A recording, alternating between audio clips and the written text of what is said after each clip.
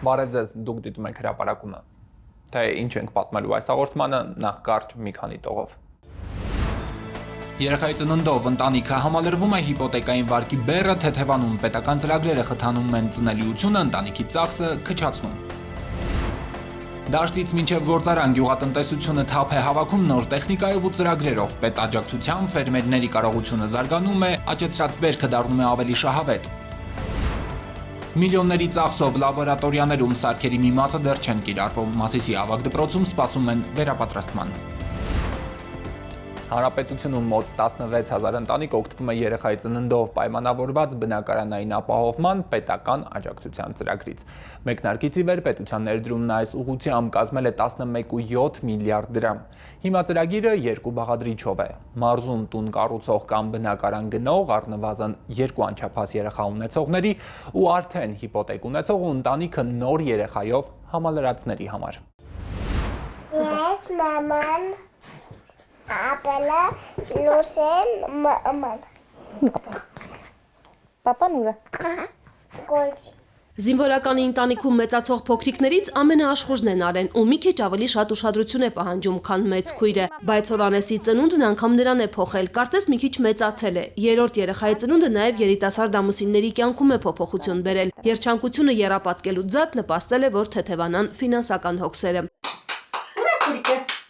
Ընտանիքը միանգամից մի քանի պետական ծրագրի շահառու է դարձել։ Դրանցից առաջինը երեխա ունեցող ընտանիքների բնակարանային ապահովման պետական ծրագիրն է, որի բաղադրիչներից մեկը հիպոթեկի մայր գումարին ուղղվող միանվագ դրամական աջակցությունն է։ Ծրագրով նայել ենք, տեսել ենք, որ մեր հիպոթեկին մայր գումարից փոխանցվել է 2 միլիոն դրամ գումար։ 14 միլիոն էր կազմում մեր հիպոթեկը, դարձել էր 12 միլիոն։ 3 տարի առաջ է ընտանիքը բնակապահովման հիպոթեկային ծրագրում ընդգրկվել։ Մինչև Երևանում պատրաստ կլինի բնակարանը, Սիսիանում վարձով են ապրում արդեն 8 տարի։ Նախատեսում են այս աշնանը տեղափոխվել նոր տուն։ Եթե հաշվի առնենք, որ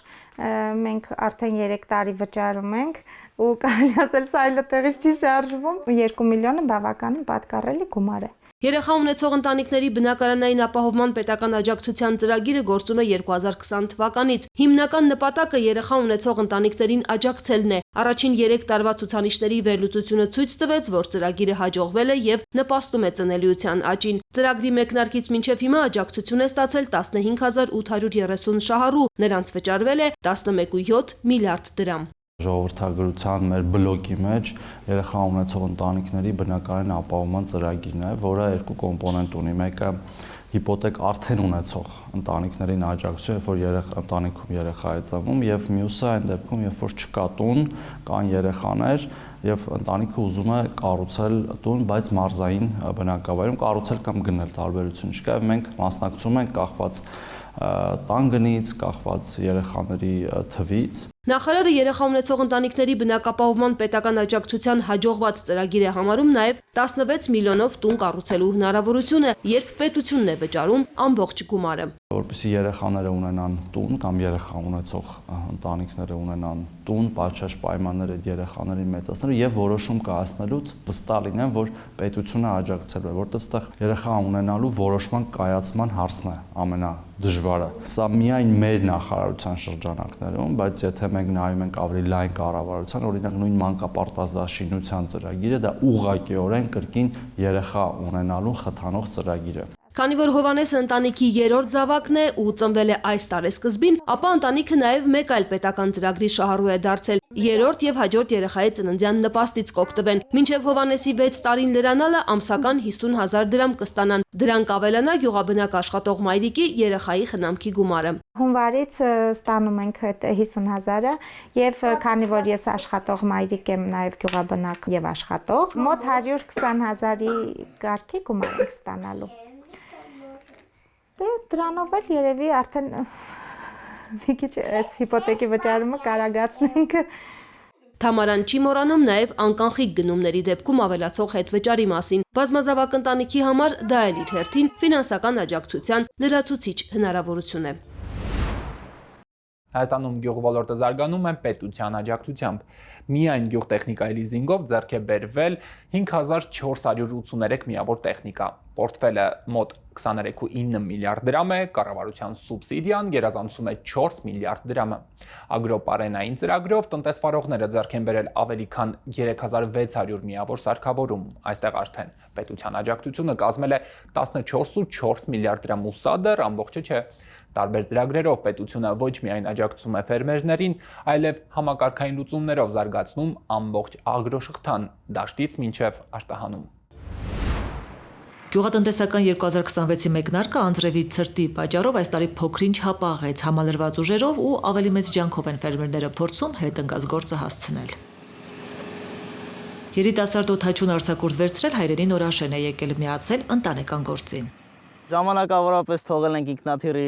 շտուրվալը, այդպես ասած, ու հիմա տրակտորի ղեկը բռնած, մեր գյուղի գործը նմանում, մեծ սիրով։ Խաղողի այգիներում էտն ավարտել, հիմա մովերն են տուկանում, այգեգործության մեջ անհրաժեշտ տեխնիկան ունեն, գործն արագ առաջ է գնում։ Այսօր ինչ անում է տեխնիկան անում, պետք է գործիքը լավ լինի։ Մենք այսօր այս տեխնիկան ամենավերջի տեխնիկաներն են, նոր են։ Մոտ 10 տարի առաջ են գյուղում հողեր գնել, այգիներ հիմնել, մինչև այդ երկար տարիներ Ռուսաստանում են ապրել, երբ գործը հասել էր տրակտորին, խնդրի առաջ էին կանգնել։ Զանգում ենք տրակտորին, ասում էր այսօր չեմ կարա, վաղ կարամ, վաղն էլ գալիս էր հնամաշ, գալիս էր արտի մեջ փչանում էր։ Հողի գործը սպասել չի սիրում, որոշեց սեփական միջոցներով մի տրակտոր գնել, դա 2016-ին էր խորհրդային վաղեմության հների կողքին գյուղում առաջին թարմ տեխնիկան հայտնվեց։ Իսկ երբ մեկնարկեց գյուղտեխնիկայի լիզինգի ծրագիրը, Եղիշեն առաջիններից էր, որ դիմեց եւ քայլ-քայլ ավտոպարկը համալրեց, հիմա ունեն ինչ անհրաժեշտ է։ Մենակ անցյալ վեկալել ենք 260 միլիոն դրամի տեխնիկա։ Ոսո պետությանը եղբայրը պարկով փող տա եւ կարողանաս կազմակերպել քո բիզնեսը։ Արդեն քանի տարի է եւ իրենց 15 հեկտար այգիների գործն են հեշտությամբ կազմակերպում եւ գյուղից դուրս հարյուրավոր ֆերմերների հետ գործակցում։ 7 գյուղ հիմնականում սպասարկում ենք, ժամանակ լինելու դեպքում հասնում ենք դաժե մինչև Էշմիածին կամ Արարատ։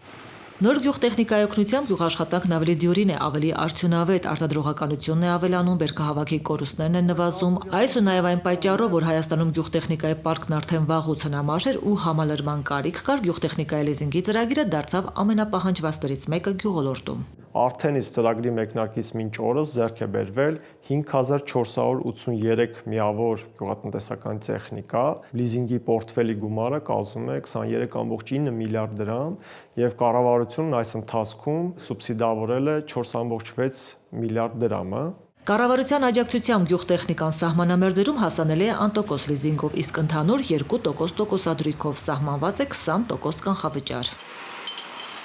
Պետական աջակցության մեկ այլ հնարավորություն արդեն ագրոպարենային ոլորտի սարքավորումներ շահեկան պայմաններով ձեռք բերելու համար։ Մշակության փուլի հաջող ելքից հետո կարևոր է, որ վերամշակման գործընթացները պատշաճ կազմակերպվեն, ընկերությունները հնարավորություն ունենան իրենց արտադրություններն արդիականացնել, վերազինել։ Փրոշյանի կոնյակի գործարանը միայն այս տարվա առաջին եռամսյակում լիզինգով 750 միլիոն դրամի նոր գույք է ձեռք բերել։ Անցած տարի մոտ 30,000 տոննա մթերելուց հետո արդեն պահամանների ծավալի խնդիր ունեինք։ Մեծ դժվարությամբ էինք արդեն տեղավորում։ Պահամանների ավելացման շնորհիվ այս տարի կարող ենք 30% մինչև ավել բերք մթերել։ Ընկերությունն ագրոպարենային ոլորտի սարքավորումների լիզինգից օգտվում է ծրագրի մեկնարկից սկսած։ Նախկինում, երբ սեփական միջոցներով էին գույքը թարմաստում, միանգամից մեծ ներդրումներ անելը դժվար էր։ Ծրագիրը հնարավորություն ընձեռեց վերազինման պլանները մի քանի տարով առաջ գցել, նոր պայմանները տարեկան միջինում 20% արտադրողականության դինամիկ աճ են ապահովում։ Նաև որակական ստանդարտներն են փոխվում, ինչն ուղղակիորեն ազդում է արտահանման թվերի վրա։ Անցած տարվա ցուցանիշներով ընկերությունը 17 միլիարդ ՀՀ արտահանում է իրականացել աշխարհի բոլոր երկրներում։ Արտահանումը ընկերության ընդհանուր շրջանառության 70%-ն է կազմում։ Ընկերության լիզինգի պորտֆելն արդեն մոտենում է սահմանված մաքսիմումին, մոտ 1 միլիարդ 800 միլիոն դրամի գույք են ձեռք բերել, իսկ ընդհանուր 3600-ից ավելի միավոր սարքավորումներ են տնտեսվարողներն այս տարիներին վերցրել լիզինգով 55.1 միլիարդ դրամ արժողությամբ։ Կառավարությունը սուբսիդավորել է 14.4 միլիարդ դրամը եւ սպասում է նոր հայտերի։ Կառավարությունը փոխհատուցում է տրամադրվող լիզինգի 10%-ային կետը, անհրաժեշտ է 20% կանխավճար, սահմանված է 5-ից 7 տարի մարման ժամկետ։ Առավելագույն շեմը 2 միլիարդ դրամ կարող է ներգրավել այս ծրագրի շրջանակներում։ Որպեսզի վերամշակողներն անհրաժեշտ բերքի մթերման գործընթացը հնարավորինս հեշտ կազմակերպեն ու ֆերմերների բիզնեսի միջև խնդիրներ չծագեն, պետությունը սուբսիդավորվող տոկոսագումարներով վարկերի հնարավորություն է տալիս, ստանձնելով 9% տոկոսադրույքի փոխհատուցումը։ Անցած տարի 3 միլիարդ դրամի վարկ ենք ներգրավել խաղողի մթերման համար, որը շատ շահեկան էր ընկերության համար եւ հնարավորություն էր տալիս առանց պարտքու պահանջի վճարել գյուղացիների վճարումները։ Ծրագիրը ներառում է ոչ միայն խաղողի, պտղի, բանջարեղենի վերամշակման ոլորտը, կաթ վերամշակողներն էլ կարող են հնարավորությունից օգտվել։ Արդեն 83700 բերքի գնման պայմանագիր է կնքվել, ընդհանուր առմամբ 141 միլիարդ դրամ ներգրավում է տեղի ունեցել եւ դա այն գումարն է, որ վերամշակող կազմակերպությունները վճարել են ֆերմերներին։ Որպեսզի հնարավոր լինի մթերման ծավալները չսահմանափակել, կառավարությունը ծրագրով մեկ կարևոր հանձնառություն է ստանձնել։ Եթե գրավի պայմանները չեն բավարարում, ապա ելնելով այն հանգամանքից, թե նախորդ տարի տվյալ կազմակերպությունը ինչքան արտահանում է ունեցել, այդ համադրումից կառավարությունը պատրաստակամություն է նաև հայտնում տրամադրել 50% պետական երաշխիք։ Արտահանման շուկաների դիվերսիֆիկացումն ավելի մեծամասշտաբ ու որակով ավելի մրցունակ գյուղմթերք արտադրելու պահանջ է դնում։ Ինտենսիվ այգիների հիմնման աջակցության ծրագիրը եւ այս խնդիրն է լուծում եւ հնարավորություն տալիս ավելի արդյունավետ տնտեսությունը կառավարել, ջրախնայող համակարգեր կիրառել, բարձր բերքատվությամբ ծառեր մշակել, նաեւ պաշտպանվել բնության ռիսկերից հակակարկտային ծածկի տակ հեկտարներն առնելով։ 0.5 հեկտար նվազագույն սահմանաչափով, եթե ֆերմերը ցանկանում է այգի հիմնել, նա կարող է դառնալ այս ծրագրի շահառու։ Կառավարությունը սուբսիդավորում է ներգրաված վարկի 7%-ային կետը, սահմանված է 5 տարի արտոնյալ ժամկետ եւ ընդհանուր վարկի ժամկետը 8 տարի է։ Ծրագրի մեկ այլ բաղադրիչով այն ֆերմերները, որոնք ցանկանում են նաեւ ջրախնայող տեխնոլոգիաների կիրառմամբ ջրավազաներ կառուցել, աջակցության երկու հնարավորությունից օգտվելու ընտրություն ունեն։ Վարկը հասանելի կլինի կամ 2%-ով կամ 0%-ով։ Իսկ եթե դուք ունեք գումար եւ դուք եք այդ գումարը ծախսում, ապա կառավարությունը ձեր ծախսերի 50-ից 60%-ը ձեզ կփոխհատուցի։ Ծրագրի մեկնարկից 2025-ի ամփոփ տվյալներով հիմնվել է 4635 հեկտար ինտենսիվ այգի։ Կնքված պայմանագրերի հանրագումարով մինչև 2026-ի առաջին կիսամյակ այգիների ընդհանուր ծածկույթը կընդլայնվի եւս 900 հեկտարով։ Բնակլիմայական պայմաններով արևային օրերի քանակով Հայաստանը բարենպաստ է նաև ջերմատնային տնտեսություններ հիմնելու համար։ Շահութաբեր գործին, որպեսզի ավելի մեծ թվով մարդիկ միանան, ներդրումներ անեն ու մեծ մակերեսի վրա ջերմատներ հիմնեն, կառավարությունն իր աջակցությունն է առաջարկում։ Ինքնուրույն եւ մասնավոր իրավիճակում շատ դժվար է իրականացնել նման գիգանտ պրոյեկտներ։ Ամեն մի նոր պրոյեկտը բնականաբար ենթադրում է պետական աջակցության ծրագրեր, դա կլինի արտոնությունների տեսքով, թե լիզինգային ծրագրերի տեսքով, նման խթան ունեցել ենք։ Ջերմատների զարգացման ծրագրին միանալու համար նախապայման է, որ մակերեսը լինի 1 հեկտար եւ ավելի։ Մեկ շահառուն կարող է ներգրավել մինչև 15 միլիարդ դրամ ընդհանուր արժողությամբ վարկ եւ կառավարությունը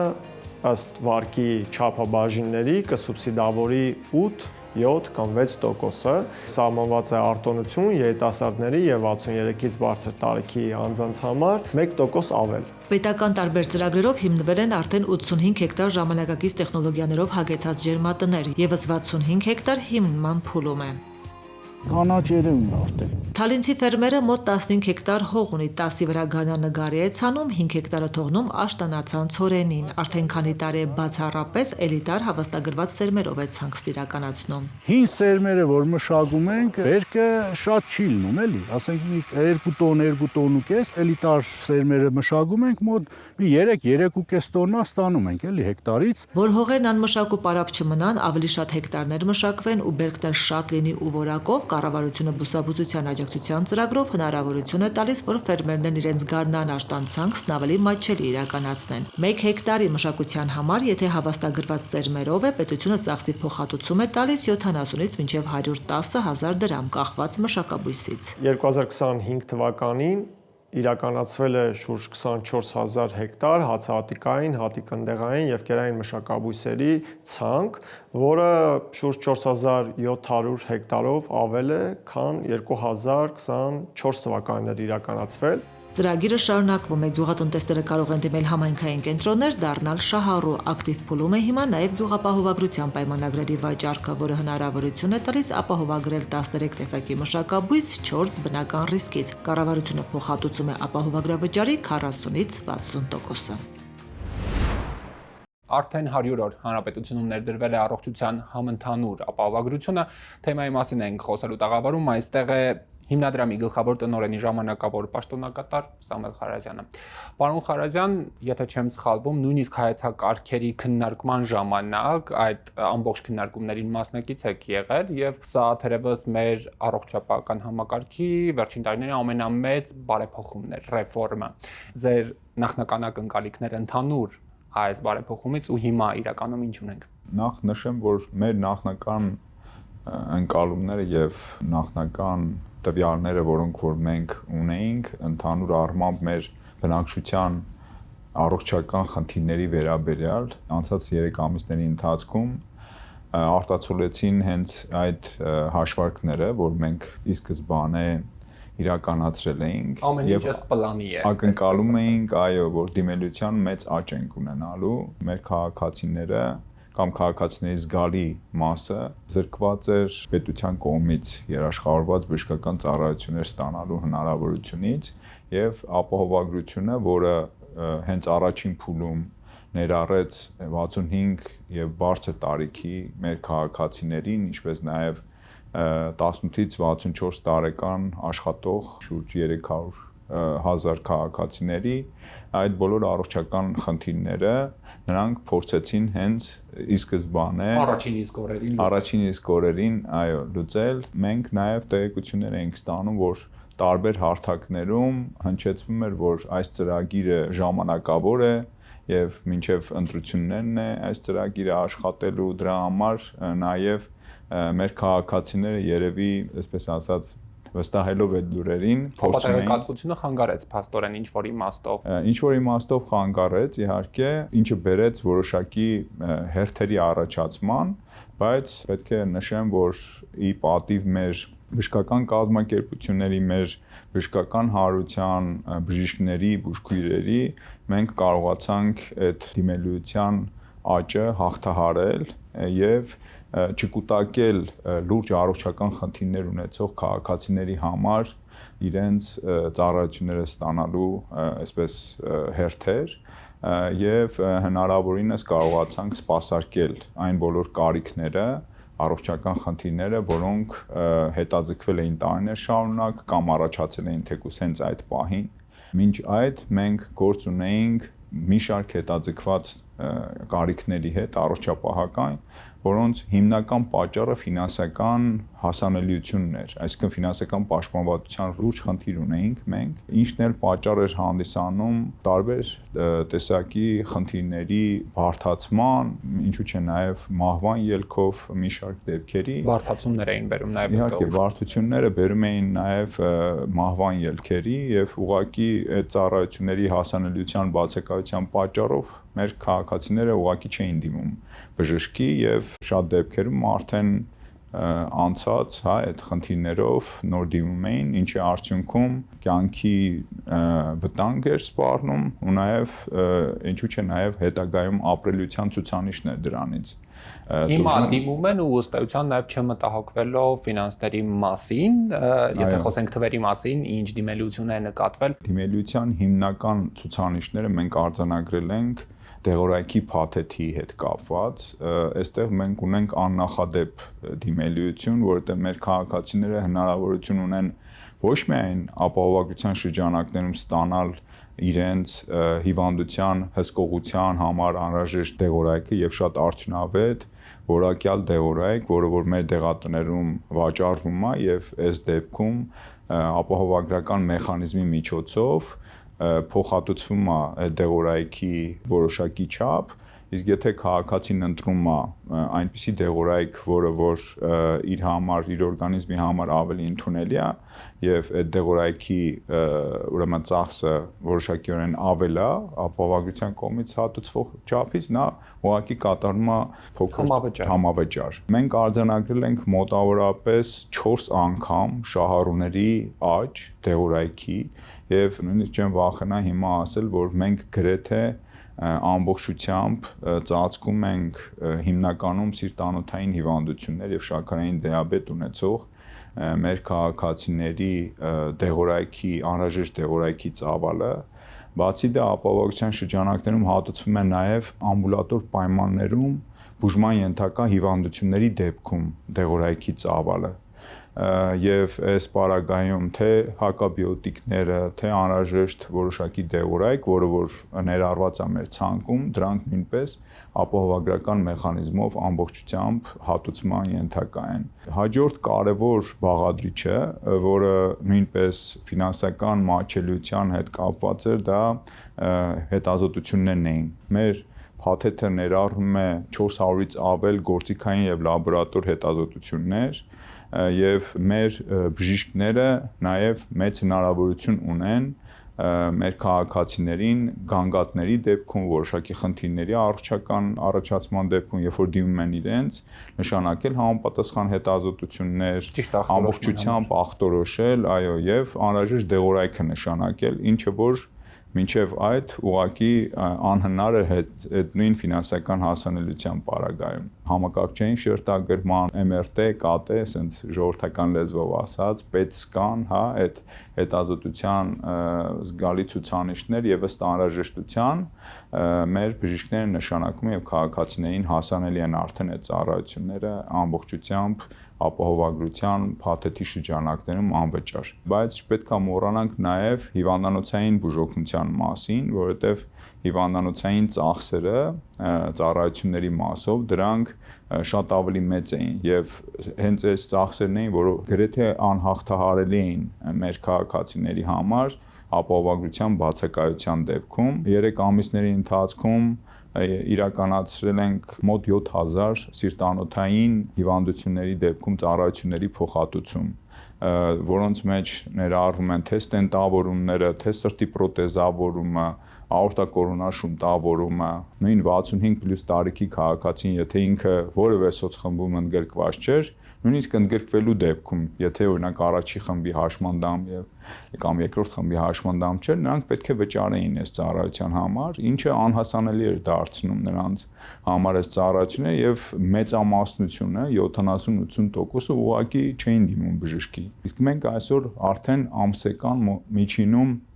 100-150 աորտակորոնար շունտավորման դեպքեր ունենք, մոտ 800-ից 1000 սրտի ստենտավորման կյանք փրկող հետազոտություններ։ Բացի կյանք փրկող իհարկե թանկարժեք եւ այս ծառայություններից օգտվում են ոչ միայն 65+ տարիքի անձինք, այլ նաեւ մեր աշխատող այն քաղաքացիները, որոնք ներկայումս վճարում են այդ ապահովագրավճարը եւ ամբողջությամբ օգտվում են այդ ապահովագրական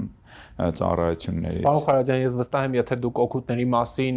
շարունակեք նշել, այդ ամբողջ հաղորդումը կլինի, բայց այնուամենայնիվ հիմա եկեք անդրադառնանք նաև խնդիրներին, ինչի մասին են հիմնականում բարձրաձայնում քաղաքացիները, ինչ դժվարությունների եք հանդիպել այս ընթացքում։ Հերթերի կառավարման համապատասխան համակարգերի ոչ ժամանակին ներդրման արդյունքում մենք շատ տեղերում որոշ մասնագետների մոտ պոլիկլինիկաներում ունենում ենք հերթեր, հերթագրումներ եւ մեր կարծիքով սա այսպես կարևոր մեր համար խնդիրն է։ Այս ուղղությամբ աշխատանքները շարունակական են լինելու հերթերի կառավարման համակարգը գործակցում։ Մենք ունենք շուտ 450 բժշկական կազմակերպություններ, բժշկական կենտրոններ, պոլիկլինիկաներ, գյուղական ամբուլատորիաներ, ստոմատոլոգիական կենտրոններ, լաբորատորիաներ, գործիքային հետազոտություններ իրականացնող կենտրոններ եւ 1200-ից ավել դեղատներ։ Սփռվածությունը հանրապետությունում ամբողջ հանրապետության տարածքում գրեթե հասանելի է բոլոր տեղերում։ Մենք փորձում ենք ապահովել մեր բոլոր ապահովագրված անձանց համար համապատասխան հասանելիություն, որքանով դա հնարավոր է։ Բնականաբար ֆիզիկական հասանելիությունը, մատչելիությունը ծառայությունների ապահովել համամասնորեն ամբողջ հանրապետության տարածքում բոլոր ծառայությունների մասով գրեթե անհնար է ու ոչ մի երկիր այդպիսի հասանելիություն չունի, բայց այդտեղ շատ կարևոր է ֆինանսական հասանելիությունը, որովհետև ֆիզիկական կամ մատչելիություն է ծառայության ստացման, մենք ապահովում ենք առաջնահերթ ծառայությունների համար, օրինակ առողջության առաջնային պահպանման ծառայություններ, մասնագետների խորհրդատվություն, լաբորատոր գործիքային հետազոտությունների մասով, որոնք որ առաջնահերթ են, դեղերի տրամադրումը նաև մեր համար կարևոր է, որ դրանք ֆիզիկապես աշխարհագրորեն հասանելի լինեն, իսկ հիվանդանոցային նեղ մասնագիտացված ծառայությունները արդեն ըստ անհրաժեշտության նրանք կարող են նույնպես ստանալ մեր մարզային կենտրոններում, ինչպես նաև եթե խորը մասնագիտացված ծառայությունների անհրաժեշտություն կա արդեն Երևան քաղաքում։ Պարոն Խարազյան, շնորհակալ եմ հարցազրույցի համար։ Մասիսի ավագ դպրոցը 283 աշակերտ ունի, նրանց կրթության որակը բարձրացնելու համար ձևավորվել են ժամանակակից լաբորատորիաներ։ Պետությունը դպրոցի մասնաշենքը վերակառուցելուց բացի ավելի քան 7 միլիոն դրամ է ներդրել անհրաժեշտ սարքավորումների համար։ Չնայած հագեցվածությանը, լաբորատոր գործիքների մի մասը գործնականում դեռ չեն կիրառում, ուսուցիչները սպասում են վերապատրաստման ծրագրերի։ Մանրադիտակները Մասիսի ավագ դպրոցում կենսաբանության ժամին ամենից շատ կիրառվող լաբորատոր սարքերն են։ Ունենք շատ մանրադիտակներ, ամբողջությամբ չենք կարող անենք դնենք, տեղավորում ենք օգտագործելուց հետո, բայց ունենք բոլորին էլ բավական է։ Լաբորատորիայում սակայն շատ կան նաև տուփերով սարքեր, որոնք 1 տարի առաջ են ստացել ու բացվել են մեկ անգամ միայն։ Ջրի թորման սարք, ԴՆԹ-ի նույնականացման հավաքածու, մի քանի տասնյակի հասնող գործիքներ են ստացել, որոնց կիրառելու ձևը դեռ չգիտեն, ասում են։ Սպասում են նախարարության վերապատրաստման ծրագրին։ Ուղղակի քանի որ չենք օգտագործում, դրել ենք վերևում։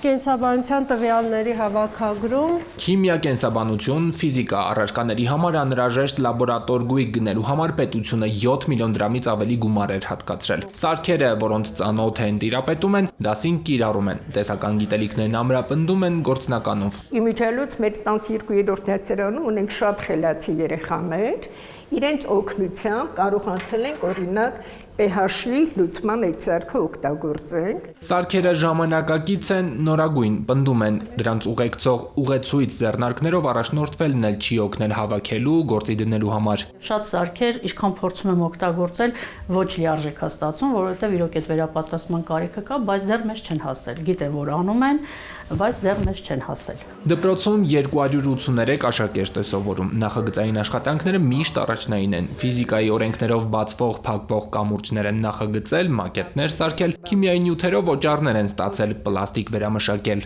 Մեր ՀՊՉ-ն հիմնական նպատակը ոչ միայն ուղղակի ակադեմիական գիտելիք ունենալն է, այլ կարողունակությունների ձևավորումը, այսինքն ստացած գիտելիքը գործնականում կիրառելու հմտությունը, եւ բնականաբար այս լաբորատորիաները